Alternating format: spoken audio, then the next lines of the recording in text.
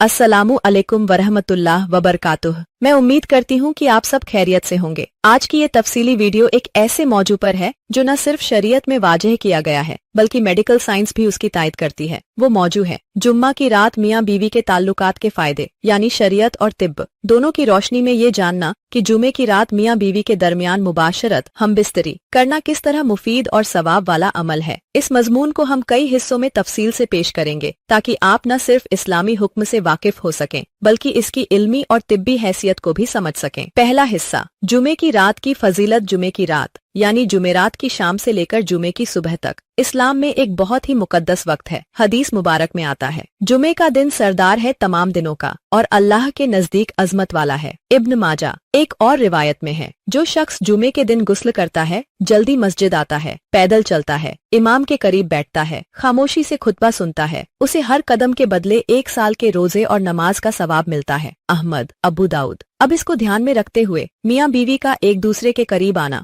जिसमें मोहब्बत, तस्कीन और सुकून शामिल हो। अगर जुमे की रात हो तो उसमें दोहरा सवाब हो सकता है, क्योंकि नियत नेक हो और अमल हलाल हो तो वो भी इबादत बन जाता है। दूसरा हिस्सा, मियाँ बीवी के ताल्लुक का शरई हुक्म। कुरान कहता है, हुन लिबासुल्लकुम व अंतुम लिबासुल्लहुन। बकरह 107। तुम मर्द उनके औरतों लिए लिबास हो और वो तुम्हारे लिए लिबास हैं। यानी मियाँ बीवी का रिश्ता सतरपोशी, तस्कीन और हिफाजत का रिश्ता है। तीसरा हिस्सा, जुमे की रात हमबिस्तरी के सुन्नत और फवाइद। हजरत अब्दुल्लाह इब्न अब्बास रजी से मरवी है, नबी करीम आवे को ये पसंद था कि जुमे की रात को अपनी अहलिया के करीब जाएं। दुर्रे मंसूर। ये अमल कई वजहों से मुअस्सर है। हफ्ते की थकावट के बाद रिलैक्सेशन। मेडिकल साइंस कहती है कि जुमा रात को रिलैक्सेशन हार्मोन ऑक्सीटोसिन ज्यादा रिलीज होता है। 2. गुस्ल की सुन्नत का इहया। जुमे के दिन गुस्ल करना सुन्नत है। अगर मियाँ बीवी रात में करीब आते हैं और फिर सुबह गुस्ल करते हैं तो दोनों सुन्नतें पूरी होती हैं। 3. नफसानी सुकून, जिससे रोजमर्रा की टेंशन दूर होती है और दो लोगों के दरमियान प्यार बढ़ता है। औलाद के लिए दुआ का वक्त। अगर मियाँ बीवी औलाद की नीयत से करीब आएं तो उस वक्त की गई दुआ भी कबूल हो सकती है। चौथा हिस्सा, मेडिकल साइंस की रोशनी में 1. Hormonal balance. हफ्ते में एक बार खास वक्त जैसे जुमे की रात हमबिस्तरी से हार्मोनल संतुलन बेहतर रहता है। Relationship strengthening. साइकोलॉजी कहती है कि पार्टनर के साथ हफ्ते में कम अज कम एक बार ताल्लुक जज्बाती और जिहनी तौर पर बेमिसाल कुर्बत लाता है। 3. इम्यूनिटी में इजाफा। रेगुलर मगर नापे तुले ताल्लुक से इम्यून सिस्टम मजबूत होता है। बेहतर नींद और रिलैक्सेशन। गहरी नींद और नर्वस सिस्टम का आराम बेहतर होता है। 5वां हिस्सा, ताल्लुक से पहले और बाद के सुन्नत अमाल। ताल्लुक से पहले बिस्मिल्लाह पढ़ना,